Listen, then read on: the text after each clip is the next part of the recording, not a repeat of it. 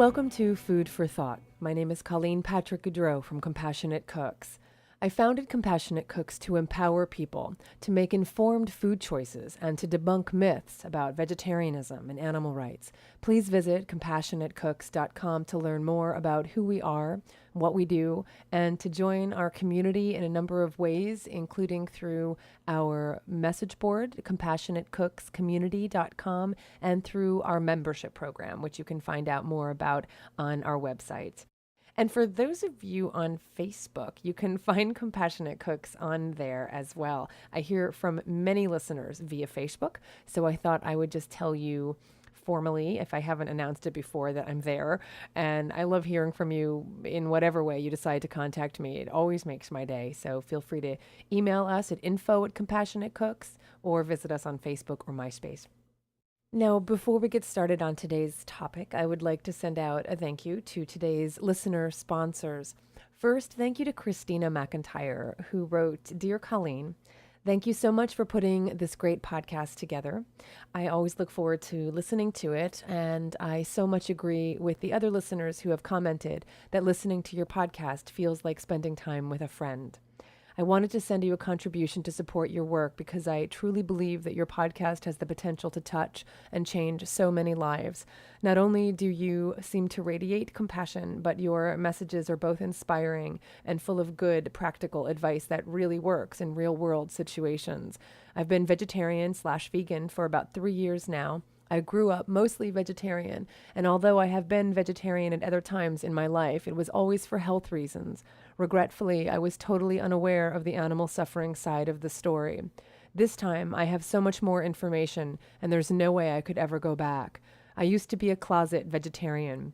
I grew up as the weird kid in school with the brown bread with alfalfa sprouts.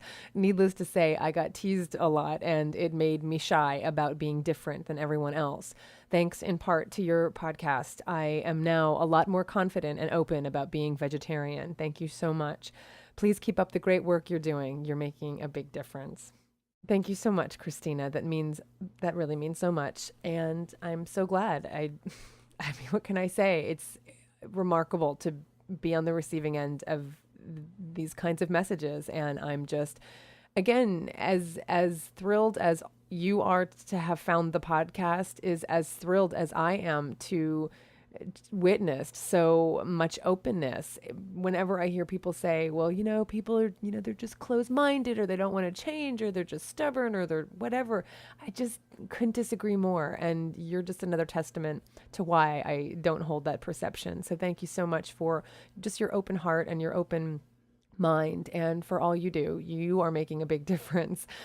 So next we have Julia Stein, who wrote, "I've been meaning to do so for a while, and now I finally got around to becoming a sponsor of your podcast. I've listened to every single episode, and even though I'm a fairly seasoned vegan, I still learn a lot. I'm really impressed by the amount of research that clearly goes into the podcast. I've recommended the podcast to other people as well, and I will continue to do so because you present everything in such a positive and reassuring way that I personally never could." I doubt that, Julia. But anyway, I wish I had more patience with people, but I tend to get frustrated very easily. So do I. Hello, I get frustrated too. And so I feel it only makes sense to support those who have more talent and reaching out to the people who have yet to learn and find the will to change their habits. Rather than giving my money to silly campaigns that I don't believe in, I choose to give my support to you for providing comprehensive and inspiring vegan education without any sort of compromise for the animals. Because I feel that that's what animal advocates should really be doing. Help people see how much sense veganism makes, and that it really is a positive change in one's life, not deprivation, not irrational, not just for health nuts or for overly emotional people, quote unquote. So I thank you again for doing just that, and for doing it in a way that I never could. What you do really has so much more impact than a lot of the things that large organizations do. I really hope you know that, and I sincerely want to thank you for it. I really appreciate your approach, so keep up the great work. Thank you, Julia. Thank you so much. And it was a pleasure meeting you. I remember meeting you at Animal Acres when I was down in LA. And thank you for your support and for what you do, for all you do for the animals. So finally, we have Jonathan Benjamin, and not every podcast sponsor accompanies their sponsorship with an email, but most do. So when I have a sponsor that I want to acknowledge and I don't have an email, I always think that perhaps I've dropped the ball somehow, but perhaps you just didn't write, Jonathan. And I just want to acknowledge your support, Jonathan Benjamin. Thank you very much for the sponsorship you've provided. I really appreciate it. And a sincere thanks to every one of the listeners and every one of the sponsors. If you would like to help me continue this work that I literally could not do without you, please consider sponsoring the podcast, either as a monthly sponsor or as a one-time sponsor or as a repeat sponsor.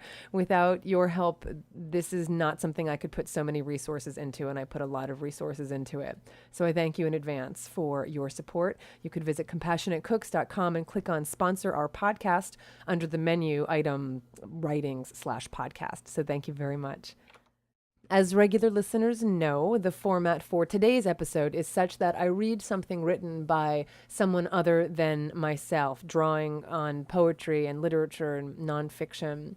I had to really surrender myself to today's theme. It literally created itself. I had a couple notions about what today's podcast would be, and as I started piecing things together, it started to take on a life of its own. So if you don't like today's episode, don't blame me. I actually had nothing to do with it. It just kind of created itself. And these poems I'm going to read to you just came together. And when I looked up, I realized that what I had was a collection of really fantastic poems and essays in a couple instances about the inevitable, about death, but more specifically about the death of our beloved animals, those with whom we've spent years and years loving and feeding and walking and kissing and cuddling and talking to and caring for. The writings I have chosen are from celebrated writers from across the ages, and you know I'm always thrilled to find these literary gems that have to do with our relationship with animals, proving once again how universal and timeless the sacred relationship is. I hope you find these writings as touching as I do. Even though they're about loss, they're really much more about celebrating life. So stick around to see what I mean. It's not going to be as sad as you think, okay? So stick around. The first poem I want to read is by Robinson Jeffers, and he is a favorite poet of mine. Robinson Jeffers was an American poet who lived from 1887 to 1962. His poetry has been embraced recently in the last couple decades by environmentalists, and he certainly wrote a lot about the natural world, about its beauty and about its wildness. He was also an advocate for what is called inhumanism. I'm certain you've heard of humanism. Well, he was an advocate for what's called inhumanism, which is the belief that mankind, in their words, humankind, is too self-centered. Inhumanism arose in the first half of the 20th century, taking as its viewpoint that humans, though they may strive to, they'll never be able to uncenter themselves. And it called for, quote, a shifting of emphasis and significance from man to not man.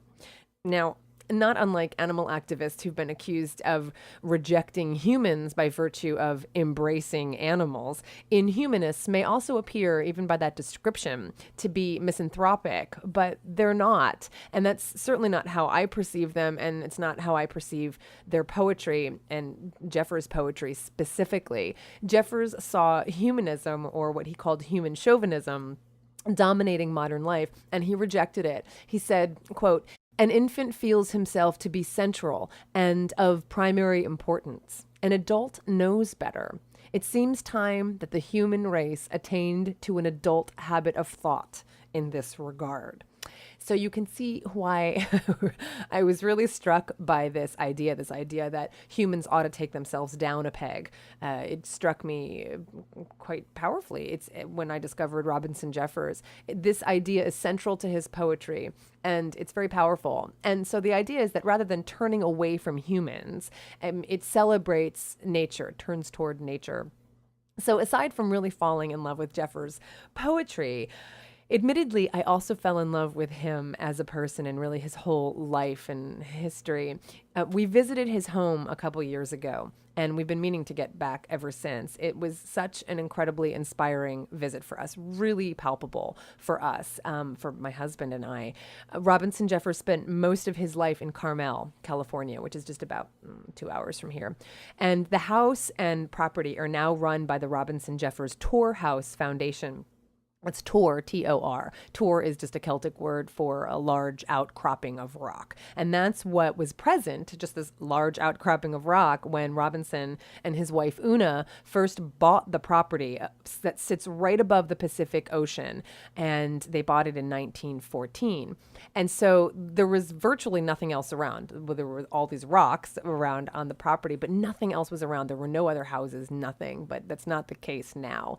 Not at all. It's kind of squeezed in. Over time. They had to sell off different parts of the property, and now they have kind of a small little plot and lots of very lovely houses are built all around it. So it's kind of squeezed in there now, but it's so beautiful, and you can go visit. So go to torhouse.org to see pictures of what I'm talking about here and find out when you can visit. That's torhouse.org, torhouse.org.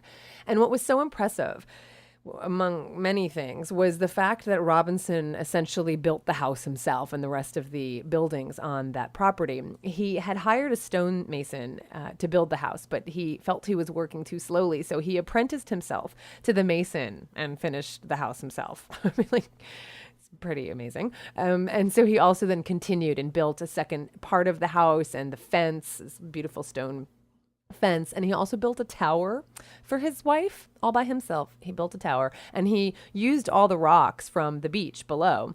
It's amazing. It's just so lovely. His wife had always been drawn to towers, such as they have in Ireland. And so he built this 40-foot tower as a place of refuge for her. And he modeled it after those towers of Yeats. And that was something that also really meant a lot to me, because Yeats is also one of my favorite poets, and Ireland is a place that I've always been really drawn to. So I've been asking David for a tower since then, and I haven't seen one put up in that backyard. So I don't know what I'm doing wrong, but I'm still looking for my tower. Anyway, I admit freely that I get really excited about small things, and I'm kind of a hopeless romantic. But when we were at this house, it was really, really powerful, and it was very romantic. He did all of his writing in this house, and you could feel the energy and the love of this couple and the affection they had for their space, for their home. And, you could also feel they had welcomed in many literary and cultural giants over the years they were there, including Sinclair Lewis and Edison Vincent Millay and Langston Hughes and Charles Lindbergh and George Gershwin, Charlie Chaplin. So you just felt its history, and we both just fell in love with this place. We also learned about their affection for their dogs, and that was very apparent in all of the photos of the dogs they had around the house. Over the years, throughout their marriage, they had several English bulldogs who were part of the family. And one of the dogs was named Haig, Haig. And he is buried in the very beautiful English garden that's just right outside the house. And so one of Jeffers' most beautiful and well-known poems is about the death of Haig. And I will put a photo of Haig and of Jeffers and the house and the tower up on the message board. So again, be sure to join CompassionateCooksCommunity.com to go and check them out. And a photo of Tor House and Hawk Tower is the tower he built for his wife, are actually two of the photos I have right near my desk. The place is just a great inspiration to me, and I have all of photos that are inspiring to me around where I work. And the house, his house and this tower, are some of the photos I have. So it really is a pleasure to share this poem with you, and it was the inspiration for today's theme. So here is The House Dog's Grave by Robinson Jeffers. I've changed my ways a little. I cannot now run with you in the evenings along the shore, except in a kind of dream. And you, if you dream a moment, you see me there. So leave a while the paw marks on the front door where I used to scratch to go out or in, and you'd soon open. Leave on the kitchen floor the marks of my drinking pan. I cannot lie by your fire as I used to do, on the warm stone, nor at the foot of your bed. No, all the nights through I lie alone. But your kind thought has laid me less than 6 feet outside your window, where firelight so often plays, and where you sit to read, and I fear often grieving for me. Every night your lamplight lies on my place. You, man and woman, live so long, it is hard to think of you ever dying. A little dog would get tired living so long. I hope that when you are lying under the ground like me, your lives will appear as good and joyful as mine. No, dears, that's too much hope. You are not so well cared for as I have been, and never known the passionate, undivided fidelities that I knew. Your minds are perhaps too active, too many-sided, but to me you were true. You were never masters, but friends. I was your friend. I loved you well and was loved. Deep love endures to the end and far past the end. If this is my end, I am not lonely. I am not afraid. I am still yours. Jeffers died in 1962, and his ashes and his wife's ashes, Una's ashes, she died in 1950, are buried under a yew tree on the property. So they're all there at Tour House in Carmel, California. So I really encourage you to check out this amazing, magical place. The next poem is by John Galsworthy, and you may have heard of John Galsworthy if you listened to the Poetry's Plea for Animals episode. I read a poem of his in that episode called Pitiful. You may remember it started out when God made man to live his hour and hitch his wagon to a star. He made a being without power to see his creatures as they are. And Galsworthy was an English novelist and playwright who lived from 1867 to 1933, and he won the Nobel Prize for Literature in 1932. And he's best remembered for his novels. He wrote a series of novels called the Forsyte Saga, and his literary career was very long and quite literally spanned the Victorian and Edwardian and Georgian eras. And besides being a writer, he was a committed social activist and an outspoken advocate not only for the women's suffrage movement and prison reform, but also animal welfare. And this is reflected a lot in his writing, not only in his poems, but some other kinds of writing I'll mention in a moment, but also in his larger and more known work, such as in the Forsyte Saga. Particularly, there's a novel called The Man of Property. There's some ideas about animals and our relationship with animals in that novel. But he also gave speeches that we have on record. He gave a speech in 1913 for an organization called London for the Animals' Friends Society. And the speech is called A Treatment of Animals. And it was given during a meeting to protest the cruel treatment of performing animals. So we can thank Galsworthy for being a voice for animals and for leaving behind some really lovely observations about our relationship to them and our sadness when we lose those who we love. The poem I'm going to read on that subject is called Do They Know? And this is by John Galsworthy. Do they know, as we do, that their time must come? Yes, they know, at rare moments.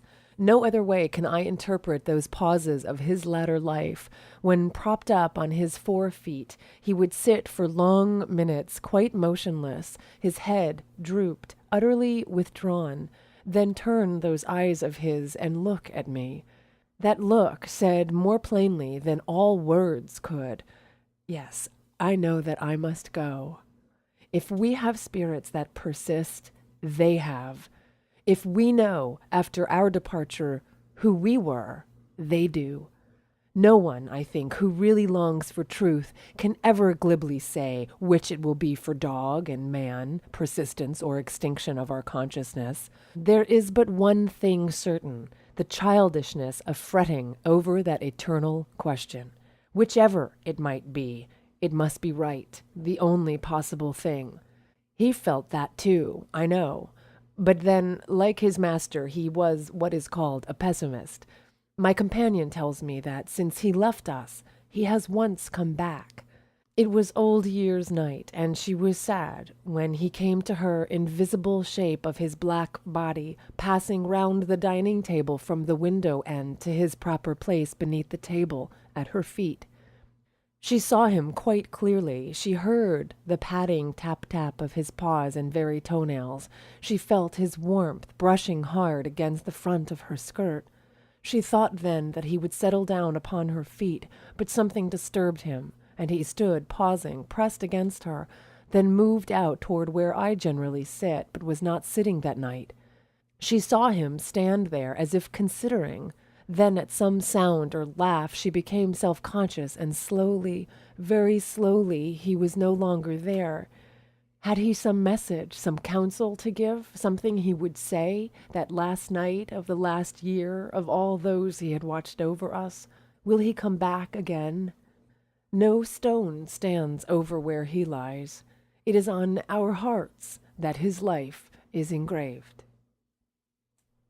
John Galsworthy also wrote something similar to another quote that animal advocates use a lot and attribute to Gandhi. But John Galsworthy's is very similar. It might sound familiar to you. He wrote, "The degree of a people's civilization is reflected in its attitude towards animals." That's what we're talking about here.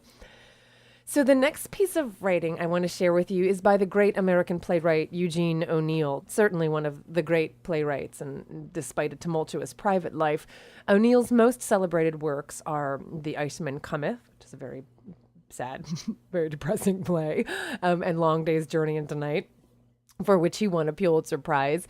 He won the Nobel Prize for Literature, and he too built a house for his wife. He didn't do it himself, though. Here in California, also in Dublin, which is not far from here at all, 40 minutes or so, called Tao House, Tao House. And you can also visit this house. And I'll put that website also up on the message board. And this little essay is very personal, just like the other previous two poems. It's about the loss of his own dog, written, as is Jeffers, from the point of view of the dog. And I thought it was just so lovely, so I wanted to include it here. So this poem is called The Last Will and Testament of an Extremely Distinguished Dog by Eugene O'Neill. I, Silverdene Emblem O'Neill, familiarly known to my family, friends, and acquaintances as Blemmy, because the burden of my years and infirmities is heavy upon me, and I realize the end of my life is near, do hereby bury my last will and testament in the mind of my master. He will not know it is there until after I am dead. Then, remembering me in his loneliness, he will suddenly know of this testament, and I ask him then to inscribe it as a memorial to me. I have little in the way of material things to leave. Dogs are wiser than men. They do not set great store upon things. They do not waste their days hoarding property. They do not ruin their sleep worrying about how to keep the objects they have and to obtain the objects they have not. There is nothing of value I have to bequeath except my love and my faith. These I leave to all those who have loved me, to my master and mistress, who I know will mourn me most, to Freeman, who has been so good to me, to Sin and Roy and Willie and Naomi and... But if I should list all those who have loved me, it would force my master to write a book. Perhaps it is vain of me to boast when I am so near death, which returns all beasts and vanities to dust. But I have always been an extremely lovable dog. I ask my master and mistress to remember me always, but not to grieve for me too long. In my life I have tried to be a comfort to them in time of sorrow and a reason for added joy in their happiness. It is painful for me to think that even in death I should cause them pain. Let them remember that while no dog has ever had a happier life, and this I owe to their love and care for me, now that I have grown blind and deaf and lame, and even my sense of smell fails me so that a rabbit could be right under my nose and I might not know, my pride has sunk to a sick, bewildered humiliation. I feel life is taunting me with having overlingered my welcome. It is time I said goodbye before I become too sick a burden on myself and on those who love me. It will be sorrow to leave them, but not a sorrow to die. Dogs do not fear death as men do. We accept it as a part of life, not as something alien and terrible which destroys life. What may come after death, who knows? I would like to believe with those my fellow Dalmatians who are devout Mohammedans that there is a paradise where one is always young and full-bladdered, where all the day one dillies and dallies with an amorous multitude of houris, lovely nymphs, beautifully spotted, where jack-rabbits that run fast, but not too fast, like the houris, are as the sands of the desert, where each blissful hour is mealtime, where in long evenings there are a million fireplaces with logs forever burning, and one curls oneself up and blinks into the flames and nods and dreams, remembering the old brave days on earth and the love of one's master and mistress. I am afraid this is too much for even such a dog as I am to expect, but peace, at least, is certain. Peace and long rest for weary old heart and head and limbs, and eternal sleep in the earth I have loved so well. Perhaps, after all, this is best. One last request I earnestly make. I have heard my mistress say, "When Blemmy dies, we must never have another dog. I love him so much, I could never love another one." Now I would ask her, for love of me, to have another. It would be a poor tribute to my memory never to have a dog again. What I would like to feel is that, having once had me in the family, now she cannot live without a dog.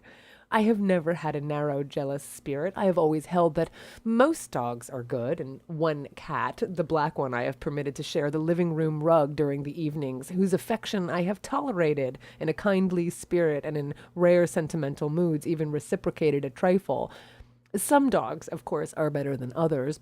Dalmatians, naturally, as everyone knows, are best, so I suggest a Dalmatian as my successor. He can hardly be as well-bred or as well-mannered or as distinguished and handsome as I was in my prime. My master and mistress must not ask the impossible, but he will do his best, I am sure, and even his inevitable defects will help, by comparison, to keep my memory green. To him I bequeath my collar and leash and my overcoat and raincoat, made to order in 1929 at Hermès in Paris. He can never wear them with the distinction I did, walking around the Place Vendôme or later along Park Avenue, all eyes fixed on me in admiration. But again, I am sure he will do his utmost not to appear a mere gauche provincial dog. Here, on the ranch, he may prove himself quite worthy of comparison in some respects. He will, I presume, come closer to jackrabbits than I have been able to in recent years. And for all his faults, I hereby wish him the happiness I know will be his in my old home. One last word of farewell, dear master and mistress.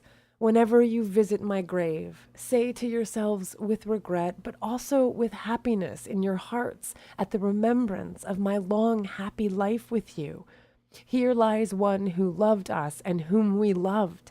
No matter how deep my sleep, I shall hear you, and not all the power of death can keep my spirit from wagging a grateful tail. I thought that was very sweet. Very sweet, by Eugene O'Neill. I didn't find any great, lofty poems about the loss of cats. So just replace the idea of of dogs with cats for those who live with cats. There are lots of poems by very good writers that do celebrate cats as they are because they're so amazing and majestic. But I didn't find any specifically about the loss of them, in a personal way. So just think of them and kind of replace these other animals if you're feeling dissed as a cat lover. But we are moving away from dogs, and I have a really sweet poem by a poet named William Cowper, or I thought it was Cowper until I was digging a little deeper, and apparently it's pronounced Cooper, which is now difficult for me to have to say because I've always known him as Cowper. But Cowper, not unlike Eugene O'Neill, suffered from depression, and his life was kind of a sad one, though he really accomplished a lot. He was an English poet in his day, a very popular English poet in his day, and he lived from 1731 to 1800. Now, from what I understand, from what I've been able to dig up, Cowper was a true animal lover, and what I understand as the story goes, he was given some pet hares, Hares, to help him recover from one of his plunges into depression. And apparently it really helped. And he loved these rabbits. He loved them. And apparently, if I remember correctly, they were rescued from some hunt. So they were rescued from some hunt and then brought to William, and he named the hares Bess, Tiny, and Puss. And though their names sound very feminine, they were actually all males. And he built a hutch for them, and he kept them in the house that he shared with Mrs. Unwin, who was a woman who was to be his wife, but who became a good friend and caretaker. And she's mentioned in one of the poems, so it was worth mentioning her name. And so they ran around in the parlor in the evening, and Cowper read the poetry he had written that day to Mrs. Unwin and to the rabbits. And so after he received these hares, Bess died after less than a year, but Tiny lived over 8 years, and Puss lived to nearly 12, dying on March 9th, 1786. So the first poem of his that I'm going to read is called My Pet Hare, and another one more famous that I'll read after is called Epitaph to a Hare, which was written for Tiny and mentions Puss. Puss was the one who lived till 12. So here is the first poem by William Cowper, called My Pet Hare. Yes, thou mayst eat thy bread and lick the hand that feeds thee. Thou mayst frolic on the floor at evening, and at night retire secure to thy straw couch and slumber unalarmed. For I have gained thy confidence, have pledged all that is human in me to protect thine unsuspecting gratitude and love. If I survive thee, I will dig thy grave, and when I place thee in it, sighing, say, I knew at least one hare that had a friend. So that's the first poem he wrote contemplating the death of his rabbits. And then he wrote another poem specifically for Tiny when Tiny died in 1783. So this is Epitaph to a Hare. Here lies, whom hound did ne'er pursue, nor swifter greyhound follow, whose foot ne'er tainted morning dew, nor ear heard huntsman hallow. Old Tiny, surliest of his kind, who, nursed with tender care and to domestic bounds confined, was still a wild jack-hare.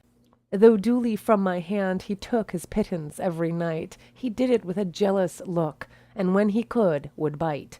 His diet was of wheaten bread and milk and oats and straw, thistles and lettuces instead, with sand to scour his maw. On twigs of hawthorn he regaled, on pippin's russet peel, and when his juicy salads failed, sliced carrot pleased him well. A turkey carpet was his lawn, whereon he loved to bound, to skip and gambol like a fawn, and swing his rump around. His frisking was at evening hours, for when he lost his fear, but most before approaching showers, or when a storm drew near. 8 years and 5 round rolling moons he thus saw steal away, dozing out all his idle noons, and every night at play. I kept him for his humor's sake, for he would oft beguile my heart of thoughts that made it ache, and force me to a smile. But now, beneath this walnut shade, he finds his long last home, and waits in snug concealment laid, till gentler puss shall come. He, still more aged, feels the shocks from which no care can save, and partner once of Tiny's box, must soon partake his grave.